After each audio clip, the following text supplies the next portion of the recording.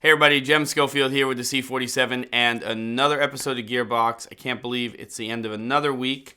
The weather report is snow, at least up here in the sticks. I know in a lot of areas in New York there's sort of a rain snow and then it's all going to change to snow, but I think we're in for a lot this time. Okay, so I said I was going to talk to you about a lighting solution. Here's the thing. When I was down in Florida, I was at a hotel. And it's the same place I stayed at last year, and they have an outdoor seating area by a bar, and it was completely dark. There was basically candles on the table in little buckets. You couldn't see anything. So I think like 1,000 other people, we said, you know, there's got to be some light here at nighttime because you can't see. Well, there was some issues having to do with the safety of birds and this and that. When I got there this year, they had these nice little China balls hanging, paper lanterns. But when I looked at them, I realized, because obviously it was outside, that they were not actually made of paper. Here's the problem with paper lanterns. This happens all the time. And even though these things only cost a few dollars a pop, that can be pretty annoying when you're on a set. And the light that they obviously create is very beautiful, nice diffused lighting. But that can be kind of a pain, which is why I have the gem ball, even though it's quite expensive, because it's an actual material. When I looked at these lights down in Florida, what I realized is that they were made of some sort of, I don't know, muslin, canvasy kind of thing, and they had been treated. And I asked them where they got them, and they said that they got them from Target. So I am going to put a link to that, but the problem with those lights, or those China balls, is that they're only 12 inches in diameter. I wanted something that I could use here with the harp from Gem Lighting. And this takes basically a 19-inch China ball. So what I did is I went searching on the internet and I found this. And this is a nylon-based paper lantern. So it's obviously a fabric. It's much more sturdy.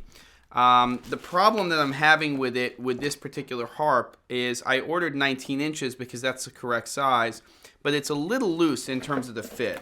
So when I actually place this in here, let me just go ahead and do that for you guys. You know, it's not super tight when you actually put it in here. So it rests comfortably. It's not really a problem, but it kind of slides around a little bit here in the front. So I might have to just put a little bit of tape there or something. I ordered the 19-inch ones because, again, they're the size of this harp. What I think I'm going to do, because they do make them, is I'm going to order an 18-inch version. Now, these also only cost a few dollars a pop, and of course, they're not going to rip like the paper lanterns. Now, they're a little bit shiny on the outside, a little shimmery, and I've actually never turned one of these on. So I'm going to do that right now for you guys and see what the light output is like and sort of the quality of the light. So let me just go ahead and do that. And I think that this is a good solution. It's a way that you can get a really sort of sturdy China ball solution without having to spend as much money. And you can see here that, again, the light quality is very nice. You can see the bulb through it. And again, the issue that I have is that the wire frame here is not as tight as it generally is on the paper ones. So it's not sitting there as well. So quick solution there is just a little bit of tape on either side. But I would order the smaller size, which will be a little bit tighter on here. I can probably MacGyver this a little bit. But there you go. Another solution for you guys.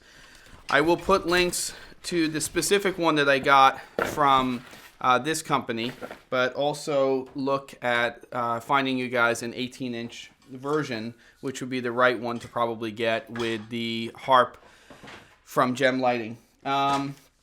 I think that's it. Oh, by the way, I put a link to it yesterday. I'm doing an event at B&H Photo on March 17th, which is an HD DSLR day.